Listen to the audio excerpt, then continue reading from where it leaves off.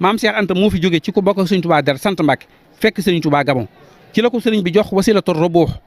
lal bi nga xam ne yonent bi sallallahu alayhi wa sallam ci la toog di déeyaale ak Cheikh Ahmadou Bamba seet si ko moom moo wax yonent Cheikh Ahmadou Bamba ne ko maam Cheikh Anta mu ngi ñëw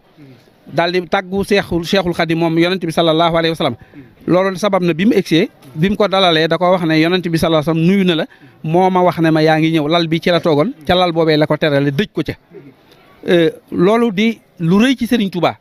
mu defal ko mboole murid yi defal ko boppam waaye nag jaay bakkanam nag ngir mënta ñàkk a gis sëriñ bi te lu ko ci fekk baax na loolu yóbbee na ko mu wut ay identité juddoo ci yeneen gox yu bokk rek yam dëkkoon